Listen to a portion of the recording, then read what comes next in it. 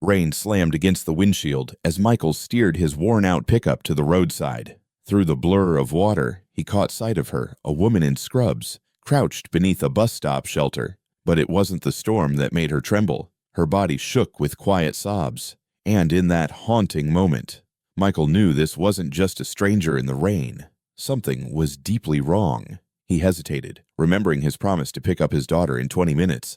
But something in the way she stood, defeated yet dignified, made him roll down the window. "Need a ride?" he asked, expecting a refusal. Instead, her eyes met his, revealing a deep exhaustion that went beyond any night shift. Neither of them knew that this drizzly Tuesday in Portland would change everything. One had lost faith in love but kept his heart open for his daughter. The other had lost everything except the compassion that defined her career. Stick around until the end to see how two broken souls from different worlds prove that healing starts when we bravely shelter others from their storms. Michael Bennett had measured his life by sawdust and kept his promises. Every morning, he woke up before the sun hit Portland's horizon, careful not to creak the floor as he prepared to be both mom and dad to his 9-year-old Emma. His workshop below their modest 2-bedroom apartment was filled with the scent of pine and possibilities. Every piece of furniture he crafted carried stories his words could never tell. The kitchen counter was proof of their morning routine. His half-finished coffee mug sat next to Emma's cereal bowl, decorated with cartoon characters he memorized just to make her smile. A pink hair tie wrapped around his calloused fingers as he tried to master the French braid he'd watched 3 times the night before. "Hold still, pumpkin," he murmured. His focus furrowed his brow more than any hardwood project ever could. 6 years had passed since Catherine chose her career in New York over family, leaving with promises of visits that faded like pencil marks on wood. The divorce papers arrived with her dried signature. The custody agreement allowed her holiday visits, but she rarely asked for them. Michael never spoke badly of her to Emma, instead filling photo albums with new memories, just the two of them at the beach, in the park, or in the workshop where Emma had her own little toolbox painted sunshine yellow. Their apartment building neighbors knew him as the guy who fixed cabinets for free, charging only for materials. "No big deal," he'd say, eyes dropping before their gratitude. The elderly couple upstairs got a handmade stool after he noticed Mrs. Abernathy struggling to reach the cabinets. The single mom across the hall found her wobbly kitchen table mysteriously fixed while she was on night shift. Financially, profits were always slim. His accounting ledger in the desk drawer told the story in neat handwriting. Monthly calculations to keep Emma's art classes in the budget. Insurance payments marked in yellow. Medical savings double underlined. He skipped lunch 3 days a week and told himself he wasn't hungry to afford the special clay Emma needed for her school project. At night, after tucking Emma in with their ritual, a story, 2 kisses, 3 questions about her day, Michael sat at his workbench, shoulders slumped under an invisible weight. The empty spot beside him on the chair remained untouched, a habit from years of solitude. Sometimes he'd realize he cooked enough pasta for 3 before remembering the leftovers would be tomorrow's lunch. His dating profile stayed unwritten. Well-meaning friends' suggestions got only a tired smile. "No time," he'd say, pointing to the cabinet due by Friday. The truth hung in the workshop like fine sawdust, invisible until caught in the right light. His heart, like his finest woodwork, was sealed against the elements. Still beating, but no longer open to new impressions. On Friday nights, while other guys his age might start the weekend at local breweries, Michael and Emma kept their sacred tradition, 2 bowls of Rocky Road ice cream, an old Monopoly board between them, and her triumphant smile as she bought Park Place. He always let her win without making it obvious. His subtle gift, wrapped in simplicity. At Emma's school presentation, other parents bragged about expensive vacations while Michael helped her display the dollhouse they built together. She proudly announced that her dad made every tiny detail. Her little fingers traced the miniature stairs. The admiration in her classmates' eyes meant more to him than any furniture order. As he walked through the park with Emma striding ahead, he'd occasionally see couples holding hands. Their easy closeness, a language he once spoke fluently, Something tightened in his chest. Not quite pain, not quite longing. Before he could dwell, he'd call Emma over to the ducks on the pond, redirecting his focus to the only love he could trust. In his workshop, a collection of woodworking books gathered dust on the top shelf, bookmarked with ideas for future projects. On quiet evenings, he'd pull one down, tracing intricate patterns for furniture that took time he never had.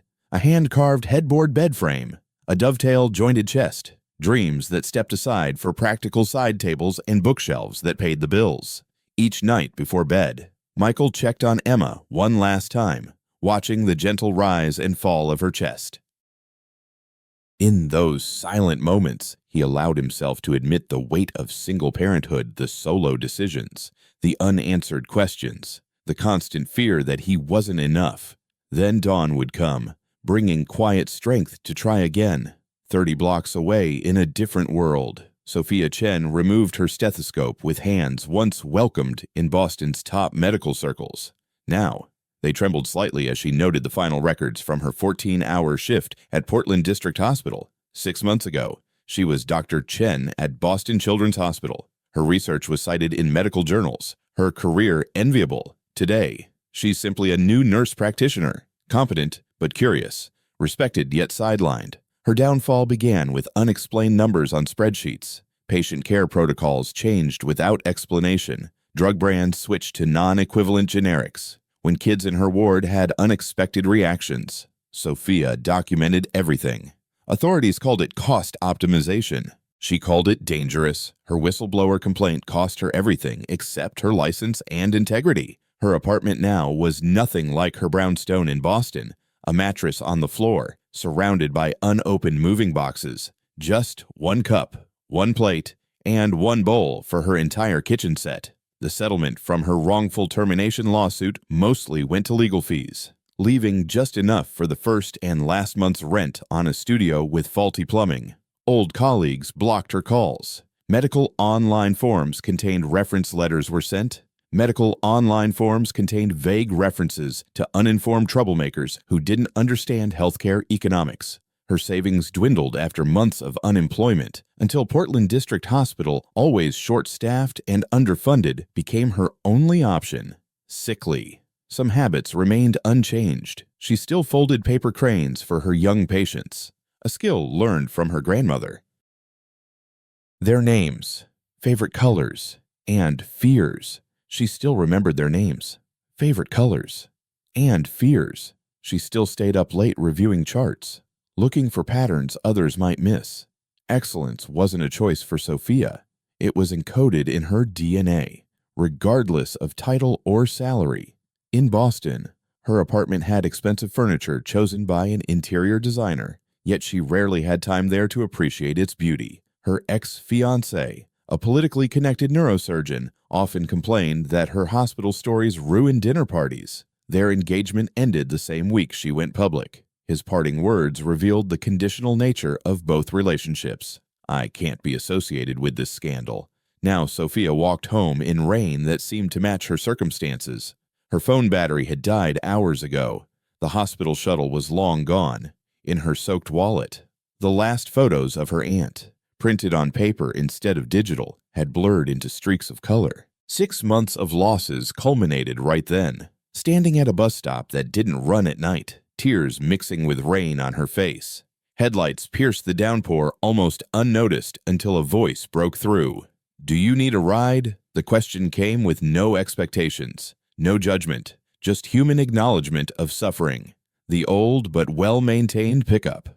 Much like the weathered yet kind face of the driver, Sophia hesitated briefly before nodding, her practical nature overriding caution. What more did she have to lose inside the truck? The heater hummed weakly, but warmly.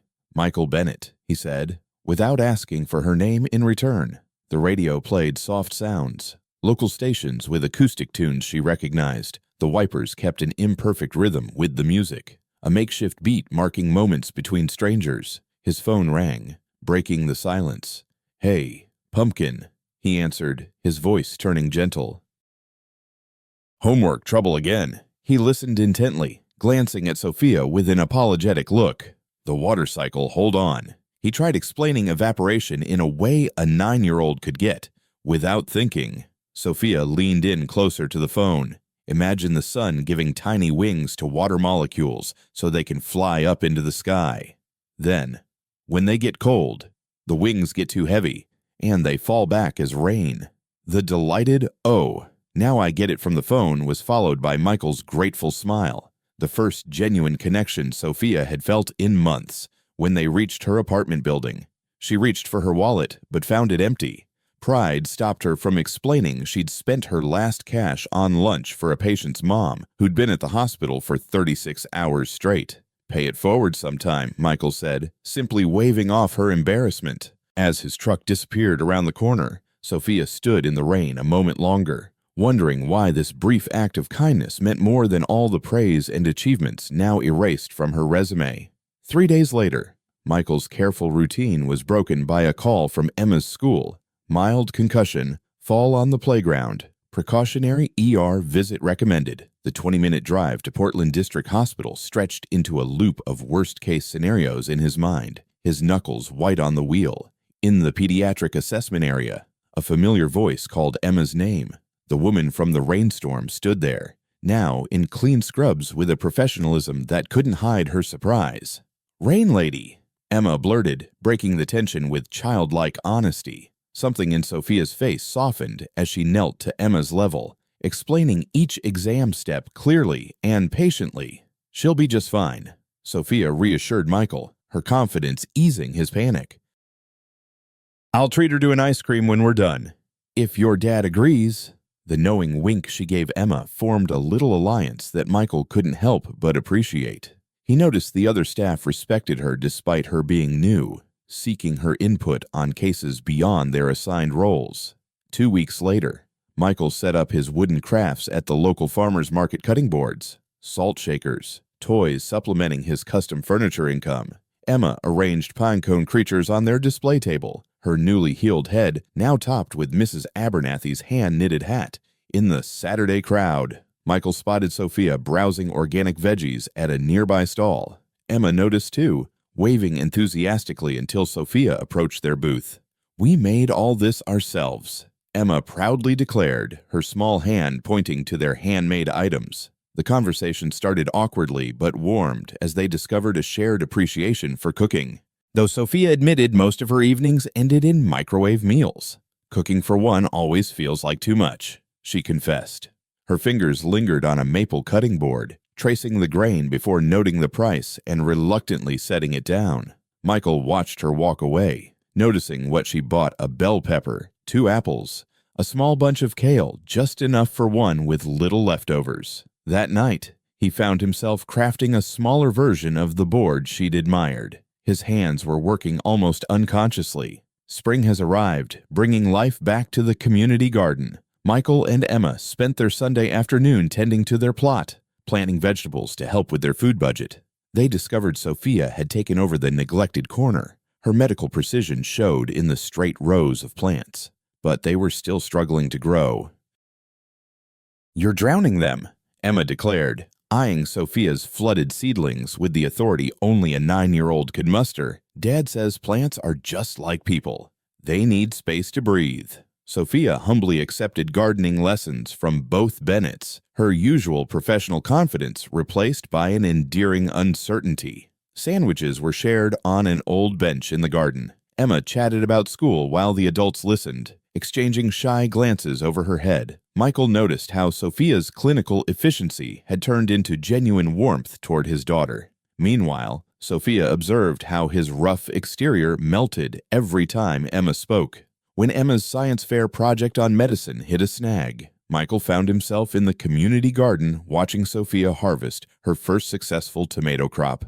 He started, fidgeting with his gardening gloves. "I was wondering if you had time to help Emma with her project. She can't tell the difference between bacteria and viruses." Their kitchen table became an impromptu classroom. Sophia's medical knowledge shone through experiments with soap and glitter to show how germs spread. As the demonstration turned into a colorful mess of dyed water and giggles, Michael found himself laughing for the first time in years. Dinner was made from ingredients Sophia brought just in case. The three of them cooked together in a kitchen that suddenly felt just right. Later, Emma dozed off on the couch, surrounded by project materials. They washed dishes side by side in a comfortable silence. Sophia said softly, handing him a dripping plate. "She's really something special. You've done a great job with her." That simple validation of his parenting, something he'd never gotten from Catherine, hit Michael deep in his chest. The day his truck broke down outside the hospital was the day things shifted between them.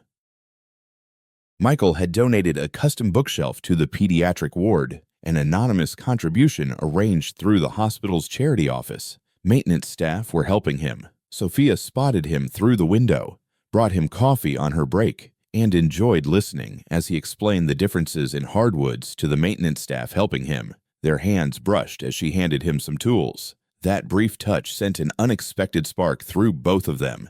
In the truck cab, while searching for jumper cables, Michael found one of Emma's drawings tucked under the seat, a crayon sketch of three figures sitting at a table. When Sophia saw it, something unspoken passed between them.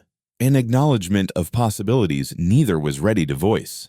The invitation for Sunday dinner came straight from Emma. Sophia dropped by to return a medical reference book and caught them practicing a father-daughter dance. Emma announced, "You should come eat with us this Sunday. Dad makes awesome lasagna, except sometimes he burns it." Michael's initial discomfort gave way to quiet anticipation as Sophia arrived that Sunday evening with homemade apple crumble, following her grandma's recipe.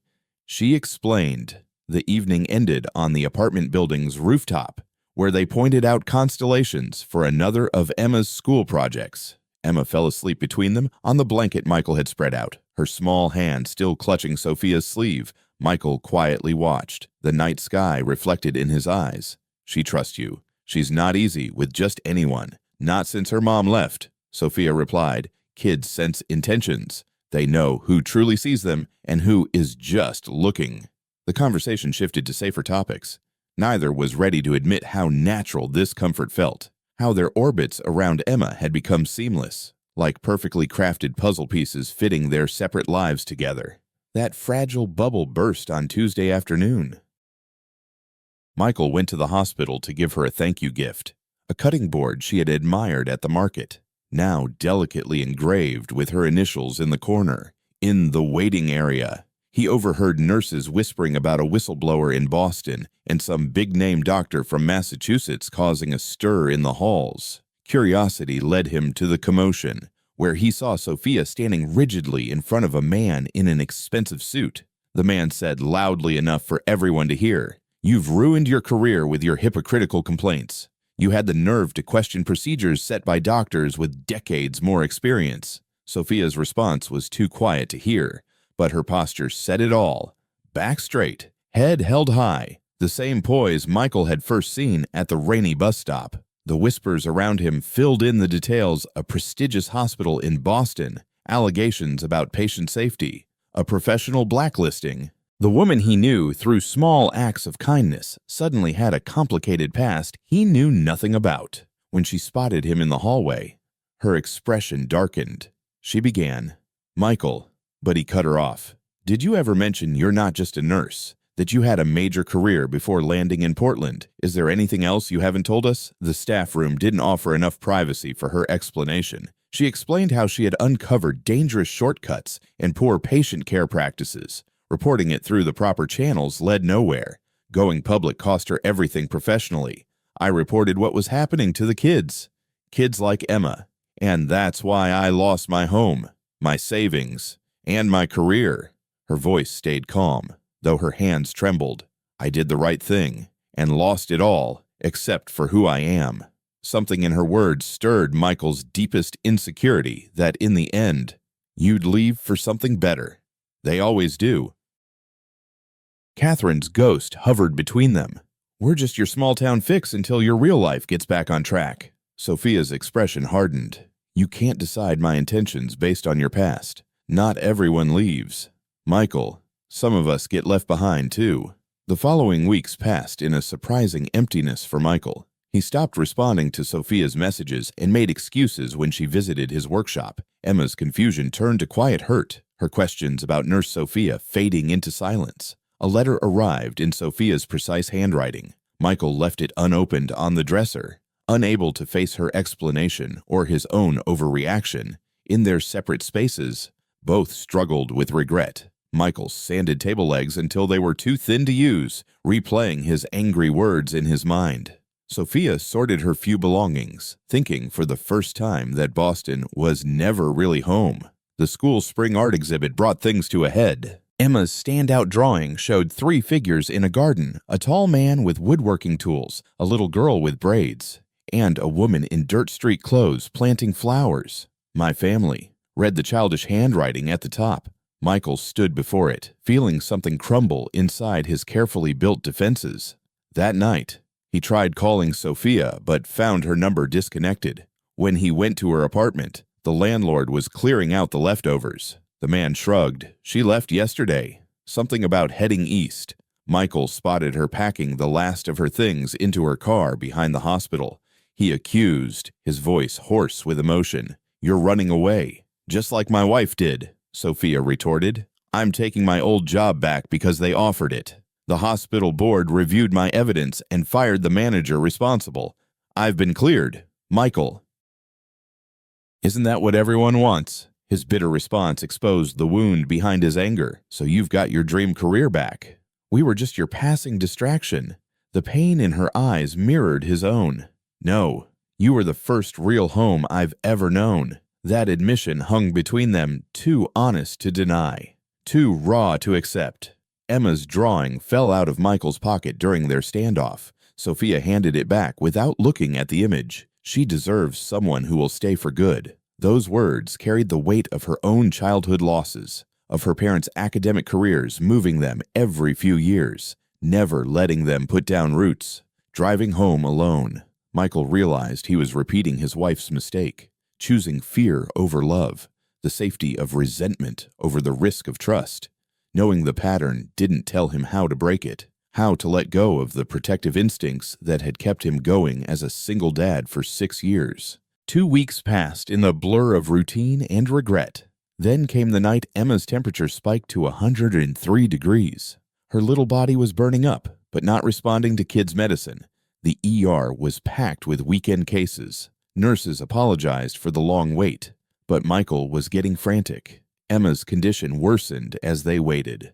Her usual chatter was replaced by a vacant silence. Michael overheard a nurse mention a pediatric specialist fresh back from Boston, brought in for tough cases. When Sophia appeared in the doorway of the curtained room, relief flooded him like a physical wave. She maintained a professional distance as she approached Emma, her voice gentle yet scientific. She told the attending doctor it could be secondary meningitis from a head injury. The doctor immediately assessed her. "We need a spinal tap and antibiotics right now." Her efficiency in action reminded Michael of what he now knew about her past. Her expertise was saving his daughter. A few hours later, with Emma stabilized and sleeping under monitoring, Michael found Sophia updating charts at the quiet nurse's station. "Thank you," he said simply. "Those words don't do the wait justice." "It's my oath," she replied without looking up from the papers. "To help anyone in need." Dawn's soft light swept through the hospital windows as they sat in silence in Emma's room. "You turned down the Boston job, didn't you?" Michael finally asked, noticing the Portland hospital ID still pinned to her scrubs. Sophia nodded, exhaustion etched in every line of her face. "I realized success means nothing if I'm not pursuing what matters." She explained how she donated her settlement money to a patient advocacy fund and how her phone got disconnected because she couldn't pay the bill. She had packed up to move to a smaller apartment across town, not leaving Portland at all. Shame over his assumptions overwhelmed Michael. "I pushed you away because I was scared of depending on someone again," he confessed. "After Catherine left, I built this life for Emma. A small, safe, predictable one. The idea of someone else becoming essential and then leaving." He couldn't finish the thought. Emma stirred, opening her bright eyes to look between them. "Are you two friends again?" she asked. Her simple question cut through the adult complexity. Sophia's careful response was full of promise, without presumption. "Sometimes adults forget what's most important," she said to Emma while gently adjusting her IV line. "But we'll remember when it truly counts." That moment was interrupted by a nurse calling Sophia to an emergency. Michael watched her work through the window, competent, compassionate, right where she belonged. He realized that loving someone means supporting their purpose, not just wanting them close. Catherine left because family felt like a barrier to her ambitions. He had almost pushed Sophia away, assuming she felt the same. After Emma was discharged with follow-up care instructions, they stood awkwardly in the hospital parking lot. "Thank you again," Michael said, not knowing how to close the gap between them. "She is special," Sophia responded. Her professional mask slipped just enough to show the feelings beneath. "Take good care of her." She turned toward the staff entrance, her lab coat billowing in the spring breeze. Back home, helping Emma settle on the couch with her favorite blanket, Michael found her sketchbook stuffed between the cushions. Flipping through, he discovered a series of drawings. The first ones just had Emma and Michael. Then gradually a third figure appeared. The last page bore Emma's childish handwriting, "My wish," along with a picture of all three of them in front of a house with a garden. Insight hit him suddenly. To protect his heart, he refused to give his daughter the family she truly wanted. What's more, he denied himself the chance to build something new, not to replace what was lost, but to create something that never existed before. In 3 days, Michael and Emma worked secretly in his workshop. They emerged with sawdust in their hair and a sense of purpose in their actions. The medicine cabinet they made featured a hand-carved caduceus symbol. The interior was designed with separate compartments for various items. The cherry wood inlaid with maple shone brightly after hours of careful finishing. They found Sophia's new apartment building on the other side of town. It was a bit improved from her previous office space, but still pretty basic. She was helping an elderly neighbor carry groceries upstairs when they arrived. Her surgical scrubs were replaced by faded jeans and a Boston Medical hoodie with sleeves rolled up to her elbows. Emma ran right over to her, holding up a drawing. "We made something for you." Sophia's cautious expression gave way to joyful surprise at seeing them both. Michael stepped forward, his heart pounding in his chest. "You lost everything fighting for what was right," he said softly. "I almost lost everything because I was afraid to stand up for what mattered." He presented the handmade cabinet for the one who can heal everyone except herself. Inside the main compartment, he placed a small note next to a jar of bath salts that Emma had helped make. "The healer needs healing too." Sophia's fingers glided over the wood, the medical symbol, and the carefully crafted hinges. "It's beautiful," she whispered. Those simple words carried layers of meaning that no adult could fully express. Emma tugged at Sophia's sleeve. "Can we all have dinner together? Dad burned the spaghetti." The little girl's innocent request built a bridge over the adult's complex fears and hopes. "I think so," Sophia said carefully, looking at Michael with questioning eyes. "Building anything worthwhile takes patience and daily choices." Michael nodded, understanding the deeper meaning and eager to learn from his mistakes. He added, looking straight into her eyes. 6 months later, Sophia's apartment walls were decorated with some of Michael's smaller wood pieces, while Emma's drawings took pride of place on the fridge. Michael expanded his workshop to include a small clinic, where Sophia provided free care 1 evening a week for uninsured families. Their community garden thrived under Emma's enthusiastic, if not always expert, care. Sunday dinners became a tradition and gradually included neighbors who turned into an extended family. Michael's long-kept wedding ring was turned into a necklace that Sophia occasionally wore, not erasing the past, but turning it into something new. When the prestigious Boston Children's Hospital sent Sophia another offer, she opened the letter with Michael sitting beside her. They decided together that her skills would be more useful in their growing community clinic than in the hospital system she once revered. Michael supported her dreams instead of fearing them, while Emma thrived in the stable family they had built. On the exact 1-year anniversary of their first rainy meeting, they broke ground on a space combining a workshop and clinic. The local newspaper covered the story of a whistleblower nurse and a woodworker creating health care in an underserved neighborhood. Other medical professionals started volunteering their time. Drawn to Sophia's vision and dedication, Emma led her class on a tour and proudly introduced my dad and Sophia to her friends. The adults glanced at each other over her head, their private understanding growing deeper with each passing day. "Sometimes you have to get lost to find your purpose," Michael remarked one evening as he watched Sophia organize supplies for the clinic opening. "And sometimes you have to lose everything to realize what truly matters," she replied, her hand finding his on the desk. Rain fell again, echoing their first encounter. Michael pulled the truck over to the curb, but this time Sophia waited for him with an umbrella. Emma was in the middle, holding both their hands tightly. Inside their front door, 3 pairs of rain boots were lined up. They were different sizes, but all muddy from the garden, a tangible symbol of the family formed by choice, not circumstance. "Some storms wash away what we thought we wanted," Sophia murmured, gazing at the rain through the window, revealing what we truly need. True love isn't about finding a perfect person. It's about finding someone who'll stay, even when life isn't perfect.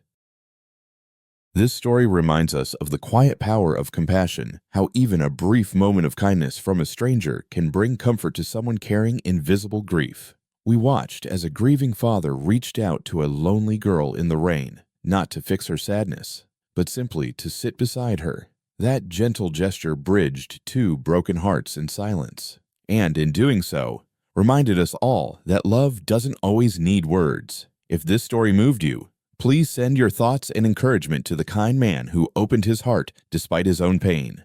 Let him know that his daughter would be proud of how he honors her memory. And to the girl, stay brave. You are seen. You are not alone. And the world still holds goodness. If you believe in the healing power of small acts and stories that touch the soul, we invite you to subscribe to Touching Tales Hub. There's always room here for stories that make us feel a little more human. Let's keep the kindness flowing together.